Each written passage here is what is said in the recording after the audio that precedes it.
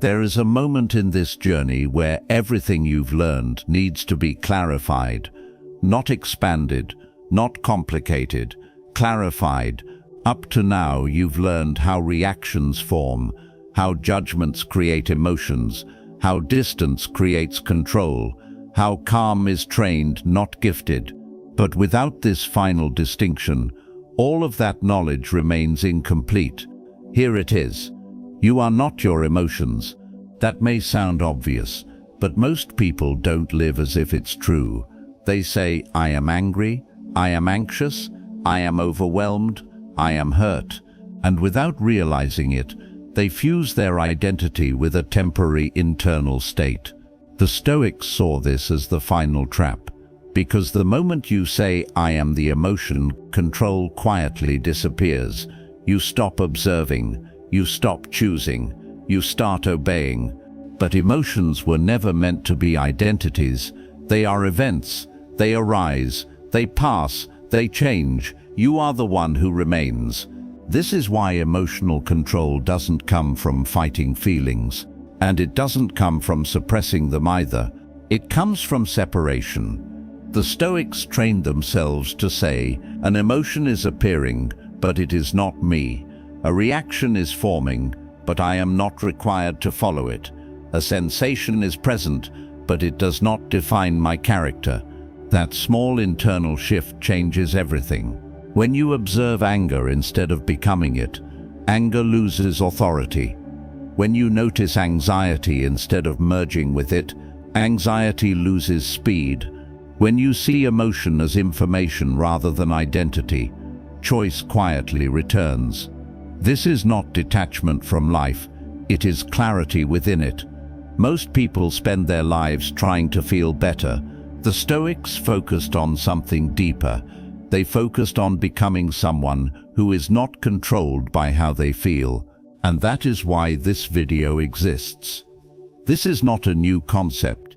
It is the completion of everything you've learned so far. You are not your thoughts. You are not your reactions. And you are not your emotions. You are the one who notices them. And once that is understood, emotional control is no longer a struggle. It becomes a position you stand in. This concludes the Stoic Emotional Mastery series. You now understand how reactions form, how distance is created, and how identity must remain separate from emotion. But understanding alone is not the end. In the next phase, we train discipline. Once you understand that you are not your emotions, a subtle but powerful shift begins. You stop asking, how do I get rid of this feeling? And you start asking, who is the one experiencing it? This question is where most people have never gone. They live inside emotion, instead of standing in relation to it. The Stoics trained themselves to live from position, not impulse, from character, not chemistry, from principle, not pressure. Because emotions are not commands, they are sensations combined with interpretation, and interpretations can be examined. When an emotion appears, the untrained mind asks, what should I do about this? The trained mind asks, is this within my control? Is this aligned with who I choose to be? Does this reaction serve my character or undermine it? This is the identity shift. You are no longer the emotional participant. You become the observer with standards. This does not make you passive. It makes you deliberate. A Stoic does not say, I feel angry, therefore I must act. He says, anger is present, now I will decide. That pause, however brief, is where freedom lives. Most people never develop this pause. Their identity collapses into emotion instantly. They become whatever they feel. That is why their behavior feels inconsistent. Calm one moment, reactive the next, regretful afterward. The Stoics saw this pattern clearly. They understood that character is not built by controlling emotions directly, but by refusing to let emotions define identity. You are not calm because nothing disturbs you. You are calm because disturbance no longer controls you. This is the difference between emotional management and emotional mastery. Management tries to adjust feelings. Mastery establishes position. And once position is established, emotions lose their authority automatically. This is why Stoic training always begins with clarity and ends with discipline, because clarity shows you who you are, but discipline trains you to remain that person under pressure. That training is what comes next. If emotions are not who you are, why do they feel so personal? Why does anger feel like truth? Why does fear feel like reality? Why does anxiety feel like foresight? Because emotions speak in first person. They don't say, "This is a sensation." They say, "I am threatened, I am disrespected, I am losing control." The mind mistakes this voice for identity. The Stoics understood this illusion. They called it confusion between impression and self. An impression appears, a sensation, a thought, a surge in the body. Then the untrained mind fuses with it instantly. No distance, no examination, no choice. The emotion becomes me. This fusion is what gives emotions their power, not their intensity, their immediacy. When there is no gap between feeling and identity, reaction is guaranteed. That is why people say, "I couldn't help it. That's just how I am. I reacted without thinking." And they are telling the truth about their lack of separation. The Stoics did not try to silence emotions. They trained themselves not to merge with them. They practiced seeing emotions the way you see weather. A storm does not become you. A cloud does not define you. A change in temperature does not command you. It is experienced, not obeyed. This is the core Stoic discipline, recognizing impressions without surrendering identity. When anger arises, you do not argue with it. You do not suppress it. You do not justify it. You acknowledge it, and acknowledgement without identification is what breaks the spell.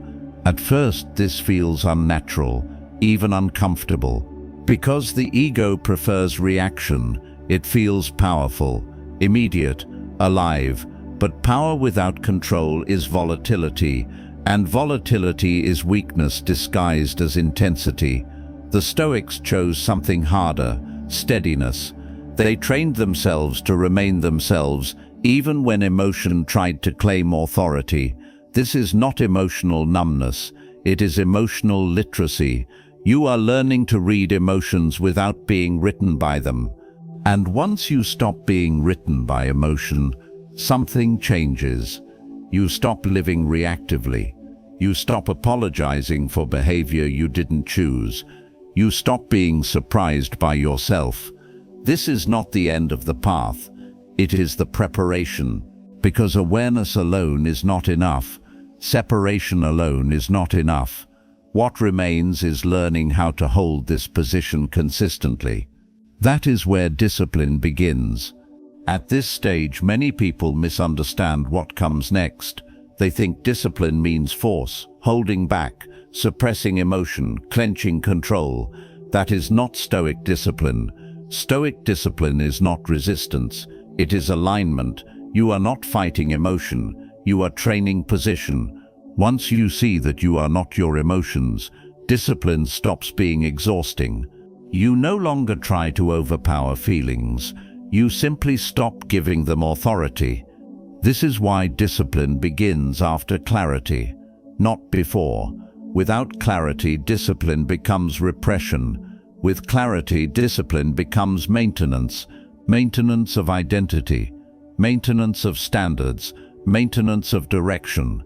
The Stoics trained discipline the way a soldier trains posture, not during battle, but before it, so that when pressure arrives, the body responds correctly without debate.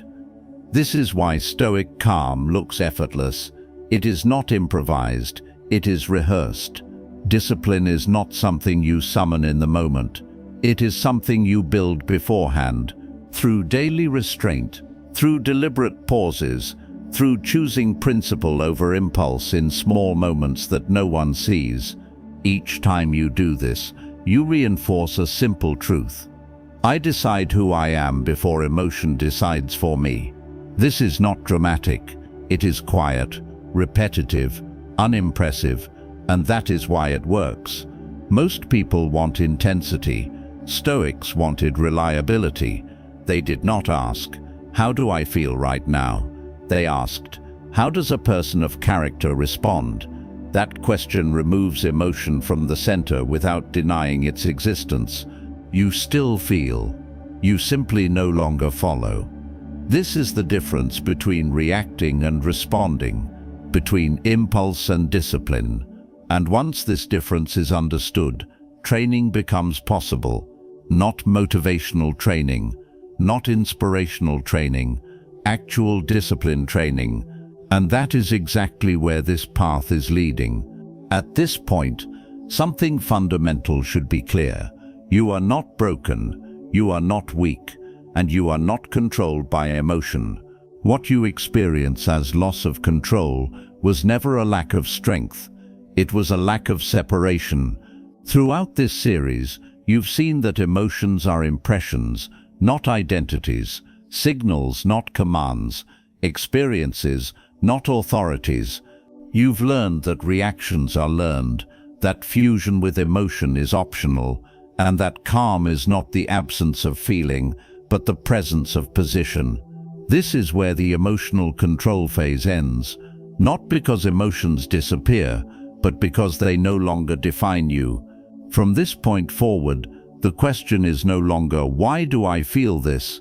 The question becomes, "How do I remain who I've chosen to be when pressure appears?" That is not an emotional question. That is a discipline question. And discipline is not motivation. It is training. Training attention, training restraint, training response, training consistency. The Stoics never tried to perfect emotion. They trained character. They understood something most people miss. Freedom is not found in feeling better. It is found in becoming reliable.